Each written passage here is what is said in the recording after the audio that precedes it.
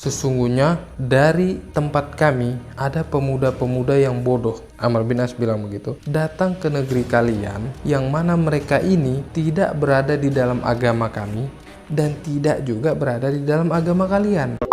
Halo semuanya guys, selamat datang kembali di channel Tengku Arma. Setelah sebelumnya kita masih bercerita tentang gangguan-gangguan orang Quraisy terhadap para sahabat dan Nabi tentunya demi menghalangi dakwah Nabi. Setelah mereka ngajak berunding juga, akhirnya nggak jumpa jalan keluar. Mereka minta Nabi kasih mukjizat juga.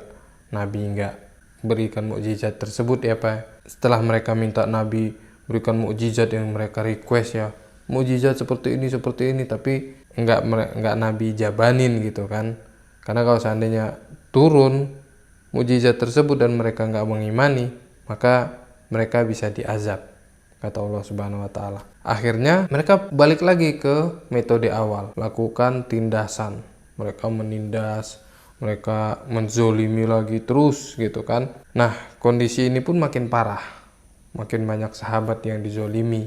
Maka keluarlah perintah lagi dari Nabi Muhammad SAW demi keamanan para sahabat. Nabi perintahkan untuk kembali hijrah ke Ethiopia lagi, ke Habasah, ke tempat yang aman gitu. Mau nggak mau para sahabat harus hijrah. Terlebih mereka yang nggak kuat dengan siksaan, mereka yang nggak punya backingan, yang benar-benar nggak kuat akan siksaan, akhirnya hijrah. Nah, hijrahlah sebagian sahabat yang dipimpin oleh sepupu Nabi, saudara Nabi, abangnya Ali bin Abi Thalib, yakni Ja'far bin Abi Thalib. Nah, gimana kisah hijrah kedua ini menuju negeri Habasah? Kita akan ceritakan di video kali ini.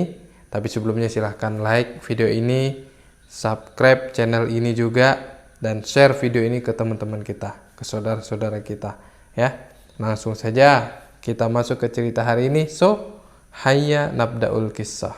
Tala'al badru alaina min thaniyatil wada' wajib syukru alaina ma da'a lillahi da'. Berangkatlah para sahabat menuju negeri Habasah atau Ethiopia, yang mana dipimpin oleh Ja'far bin Abi Thalib. Tatkala para sahabat sudah berangkat sampai ke negeri Habasah, orang kafir Quraisy nggak bisa diam juga, nggak mau tinggal diam. Inilah lihat kejamnya orang Quraisy nih. Sahabat beribadah di Mekah dibantai, diganggu, bahkan banyak yang dibunuh. Mau keluar nggak boleh, dijaga. Kalau ada mau keluar dari Mekah ini dijaga di perbatasan. Nah, kalau ada yang udah keluar, udah berhasil keluar, kabur, hijrah, dikejar, diambil, bawa balik ke Mekah, mau disiksa lagi di Mekah. Intinya dilakukan segala cara agar mereka, para sahabat ini, balik menyembah berhala gitu kan. Nah, maka Abu Jahal kirimkan dua utusannya ke negeri Habasah. Salah satunya adalah sahabat Nabi yang nanti masuk Islam, yaitu Amr bin As. Amr bin As ini memang orang pinter banget. Tatkala sampai para sahabat di negeri Habasah, Amr bin As dan satu orang lagi utusan orang Quraisy sampai ke Habasah juga. Tapi mereka nggak langsung ke tempat raja. Amr bin As punya trik. Dia datang ke Habasah, langsung dia bawa hadiah. Dia sogok dulu nih menteri-menterinya, dia sogok kan, petinggi-petinggi Quraisy ini dia sogok. Amr bin As bilang, sesungguhnya dari tempat kami ada pemuda-pemuda yang bodoh. Amr bin As bilang begitu.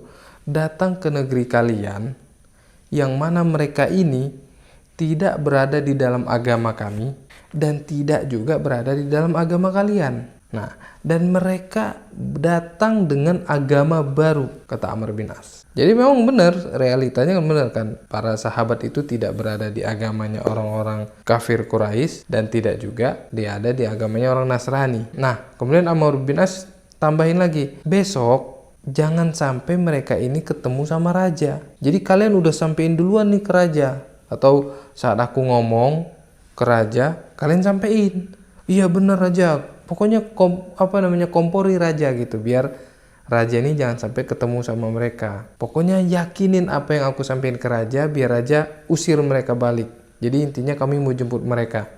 Karena orang-orang ini adalah keluarga kami sejatinya. Keluarga kami, kamilah yang tahu aib-aib mereka, kami yang tahu keadaan mereka detailnya kayak gimana. Kami kesini nih mau jemput mereka balik gitu. Jangan sampai raja kasih mereka naungan. Itulah permintaan Amr bin As ke menteri-menterinya Raja Najasyi atau petinggi-petingginya kan. Jadi ya tolong ya dibantu sambil disogok, kasih hadiah, bawain kulit. Nah, memang waktu itu di Habasah mereka tuh sukanya kulit ya. Dibawain hadiah dulu nih, sogok gitu kan. Besok bantu ya, tolong ya gitu. Nah, sampailah hari H besoknya ketemu sama raja. Disampaikan Amr bin As ngomong gitu kan, sampaikan, "Wahai raja, sesungguhnya mereka ini adalah pemuda-pemuda yang bodoh. Mereka dari tempat kami, mereka datang dengan agama baru, kami akan ambil gitu kan. Jadi tolong izinkan kami bawa mereka pulang raja." Terus petinggi-petingginya, menteri-menterinya pun, "Benar raja, mereka berdua ini benar, sodako," kata petingginya. Sungguhnya mereka sudah benar berdua ini. Najasyi saat mendengar Amr bin As ngomong, terus menterinya juga nimpalin gitu kan. Hei, marah dia, fago di ban Najasyi. Marah Najasyi. Najasyi nggak suka diajarin. Nggak. Apa kalian ngomong, apa kalian ngajarin aku? Panggil tuh anak-anak muda yang kalian bilang orang-orang bodoh tadi, panggil, suruh ngomong sama aku. Nah, akhirnya para sahabat pun berembuk, "Ayo ngomong apa kita ini ke depan raja?" Maka sahabat bilang, "Ya udah, kita ngomong apa adanya, kita jujur ngomong apa adanya. Kainan mah huwa kain, biarlah yang terjadi apa yang terjadi nanti gitu." Ya udah, maju Ja'far bin Abi Thalib sebagai juru bicara. Sampai di depan raja dia ngomong, "Ayyuhal Malik, wahai raja." Ini adalah bentuk adab dari Ja'far juga gitu kan. Dia sebutkan orang sesuai pangkatnya. Ayyuhal Malik, sebagaimana Nabi bilang juga kan, nazilun nas manazilahum. Ya, tempatkan manusia sesuai kedudukan mereka. Nabi pun gitu lakukan. Ila azimir Rum, kepada penguasa Romawi, tulis surat kan, kasih stempel. Nabi lakukan itu. Nabi hormati Kaisar atau pimpinan Romawi, ya kan? Heraklius dikirim surat, Nabi tulis ila azimir Rum. Nah, Ja'far waktu ngomong ayyuhal Malik, wahai raja. Ja'far mulai dengan dia ceritakan keadaannya. Ya, lihat cara Ja'far cerita ke Raja Najasyi. Ayyuhal Malik, sesungguhnya kami dulu berada dalam masa jahiliyah. Kami dulu suka makan bangkai. Kami melakukan fawahish, hal-hal keji. Kami melakukan zina, kemudian kami melakukan judi, semua hal-hal keji disampaikan oleh Ja'far bin Abi Thalib. Kami menyembah berhala. Jadi dia ambil titik temu ya. Intinya Nasrani ini kan nggak menyembah berhala, kemudian nggak makan bangkai, terus kami memutuskan silaturahmi. Kami berbuat buruk sama tetangga. Kami dulu ada hukum rimba pada zaman jahiliyah, yang kuat memakan yang lemah, kata Ja'far. Kami dulu benar-benar berada di periode kegelapan masa jahiliyah. Semua hal yang buruk itu kami lakukan. Disebutkan sama satu persatu sama si Ja'far bin Abi Thalib. Terus baru mulai dia kenalkan Nabi.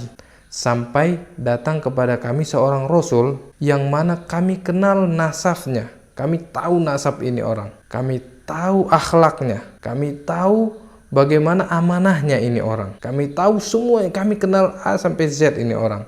Baiknya gimana kami kenal, kata Ja'far. Dan orang ini menyuruhkan kami, Rasul ini menyuruh kami untuk menyembah Allah Subhanahu wa taala wahdah.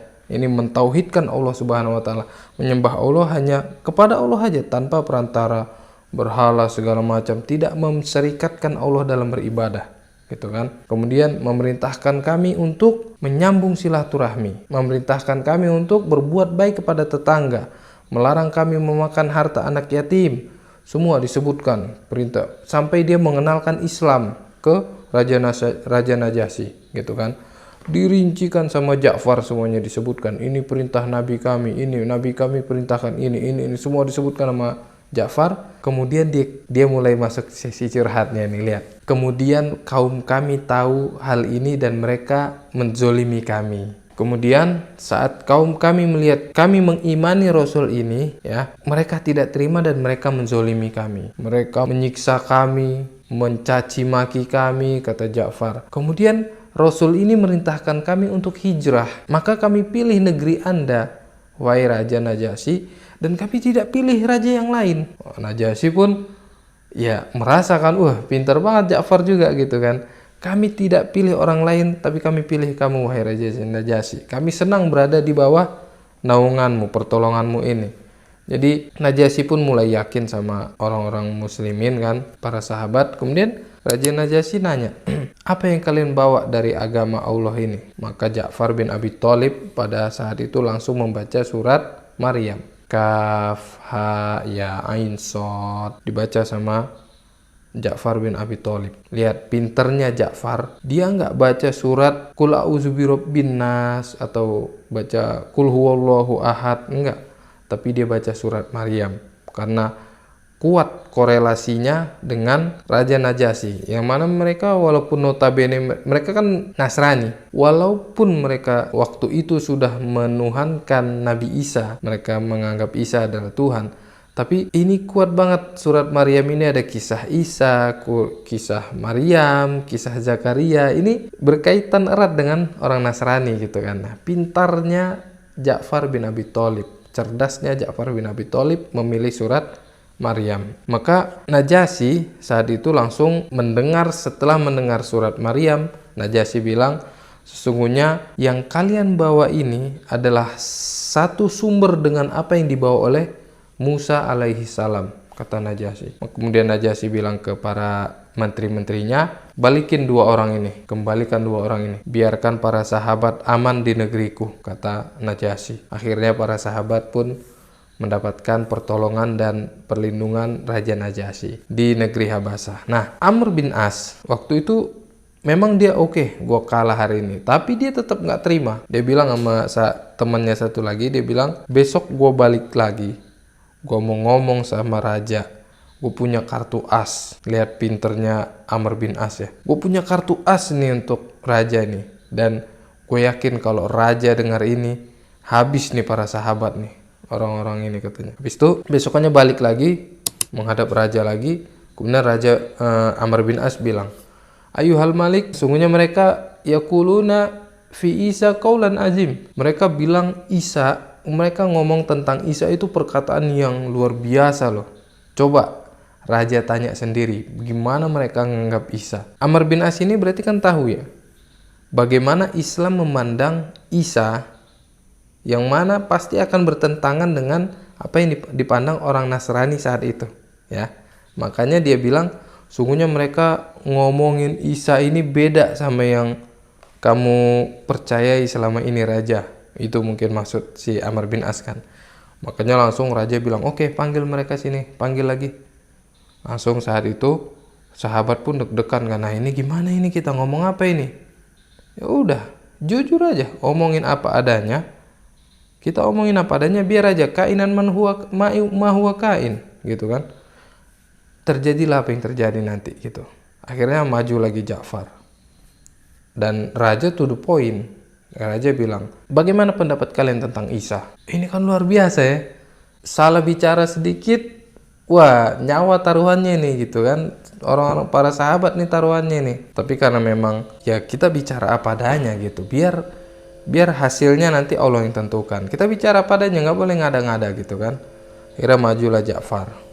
Ja'far sampaikan, sesungguhnya yang Rasul kami katakan tentang Isa adalah huwa Abdullah wa ruhuhu wa rusuluhu wa kalimatuhu alqaha ila Maryam. Sungguhnya Isa adalah hamba Allah, utusan Allah, kemudian kalimat Allah yang mana Allah tiupkan kepada Maryam gitu. Dijelaskan, inilah yang Nabi kami bilang tentang Isa bin Maryam, kata Ja'far. Dijelaskan detail. Terus akhirnya Najasyi pun langsung mengambil tongkatnya, dia hentakkan ke tanah. Terus Najasyi bilang, apa yang kalian katakan tentang Isa tidak lebih dari ini. Maksudnya bener gitu, nggak lebih dari tongkat ini, batas ini, nggak lewatin batas.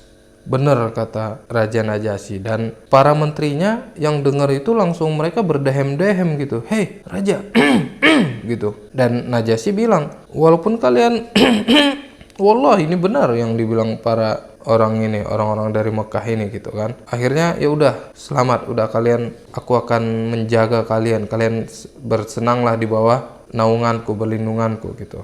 Nah, para ulama berpendapat ternyata pada hari itu Najasyi pun masuk Islam. Sebab inilah Najasyi masuk Islam. Raja Najasyi yang ini ya, itu masuk Islam. Walaupun dia Islamnya secara sembunyi-sembunyi. Karena menteri-menterinya semua kan Nasrani, dia Islam secara sembunyi-sembunyi. Dan para sahabat itu di negeri Habasah itu, di bawah naungan Raja Najasyi ini ada sekitar 10 tahun. 10 tahun di sana mereka di Ethiopia. Dan pernah ada momen Raja Najasyi ini diserang sama raja lain. Tapi alhamdulillah Raja Najasyi ini bisa selamat. Dan para sahabat juga sempat deg-degan gitu. Kalau seandainya raja lain menang, mereka menguasai Najasyi, mungkin nyawa mereka bisa terancam gitu kan. Tapi alhamdulillah Allah jaga, Najasyi menang. Kemudian para sahabat aman. Nah, setelah 10 tahun mereka di Habasah, nah kondisi Nabi itu udah hijrah ke Madinah gitu kan, karena mereka 10 tahun di sana kan. Ketika mereka kembali, mereka hijrah balik itu langsung baliknya ke Madinah, nggak ke Mekah, karena para sahabat semua udah di Madinah kan. Nah, saat Ja'far dan sahabat yang lain baru pulang hijrah dari Habasah balik ke Madinah, itu kondisinya kaum muslimin habis menang perang. Maka Nabi Muhammad SAW pun bingung, apakah Nabi senang karena habis menang perang atau senang karena pulangnya Ja'far. Nabi bingung mau senang karena apa gitu. Karena Ja'far ini saudara yang Nabi cintai juga gitu kan. Jadi mereka 10 tahun kepulangan Ja'far ini sangat disenangi oleh Nabi Muhammad SAW. Nah, lihat gimana siksaan yang berat banget diterima oleh para sahabat sampai mereka harus hijrah berkali-kali. Mereka tinggalkan kampung halamannya, kota Mekah cuy. Di situ Ka'bah. Semua orang-orang Quraisy itu suka banget sama Ka'bah. Suka mereka sama Ka'bah itu. Secinta itu mereka sama Ka'bah gitu kan. Jadi orang sahabat harus meninggalkan Mekah, meninggalkan kampung halaman, terus harus pergi jauh ke negeri orang, ke Ethiopia, yang mana itu negara miskin kan, kemudian negara bahasanya juga bukan bahasa Arab, susah lah, harus beradaptasi dulu dengan tempat baru gitu kan. Waduh, berat cobaannya boy, serius berat banget gitu kan. Setelah balik dari Habasah pun mereka pindah ke Madinah, mereka nggak balik ke Mekah dulu, nanti ke Mekahnya saat Fathu Mekah baru mereka ke Mekah lagi. Makanya cobaan yang luar biasa gitu kan. Masya Allah. Nah, setelah para kaum muslimin balik ke Madinah, Raja Najasyi pun meninggal. Nah, saat beliau meninggal, Raja Najasyi ini meninggal, Nabi Muhammad SAW perintahkan para sahabat untuk sholat goib kepada beliau. Karena memang Raja Najasyi ini meninggal, dia kan Islamnya dia sembunyi-sembunyi. Nah, dia berada di antara orang-orang Nasrani. Jadi Nabi tahu kalau di sana nggak bakal ada yang nyolatin beliau. Makanya Nabi perintahkan, "Shollu ala akhikum." Sholatlah kepada saudara kalian ini, abdun soleh, kata Nabi. Orang yang soleh si Raja Najasyi ini. Jadi sholatkan goib beliau, karena memang nggak ada yang menyolatkan. Para sahabat yang waktu di Najasyi itu semua yang di Habasah udah hijrah semua ke Madinah. Jadi nggak ada yang nyolatin gitu kan. Kalaupun ada 1-2 orang, nggak bisa nyolatin juga karena mayoritas di istana itu orang Nasrani semua, menuhankan Isa gitu kan. Jadi nggak bisa nyolatin juga. Jadi itulah kisah hijrah para sahabat, hijrah yang kedua kalinya mereka hijrah ke Habasah. Dan gua minggu depan akan melanjutkan tentang makar-makar orang Quraisy terhadap kaum muslimin. Jadi walaupun mereka sebagian sudah ada yang hijrah, nah ini kan Nabi sama sebagian sahabat lagi masih di Mekah nih. Abu Jahal bikin makar lagi dia. Luar biasa loh Abu Jahal nih. Mereka cari cara buat nyiksa Nabi biar sampai kapok. Tapi ya tetap aja Nabi ada yang nolong. Allah tolong Nabi Muhammad dan para sahabatnya. Nah, kira-kira menurut lu apa sih siksaan yang dilakukan Abu Jahal kepada Nabi dan para sahabat? Tunggu ya. Tonton video selanjutnya nanti, oke? Untuk teman-teman yang masih nonton video gue ucapkan terima kasih, jazakumullah khair. Dan bolehlah share video ini ke teman-teman yang lain, siapa tahu mereka suka dengan kisah-kisah para sahabat, kisah Nabi. Insyaallah juga bermanfaat bagi kita semua ya, oke? Mungkin video kali ini cukup, dan see you next video. البدر علينا من ثنيات الوداع وجب الشكر علينا ما دعا لله داع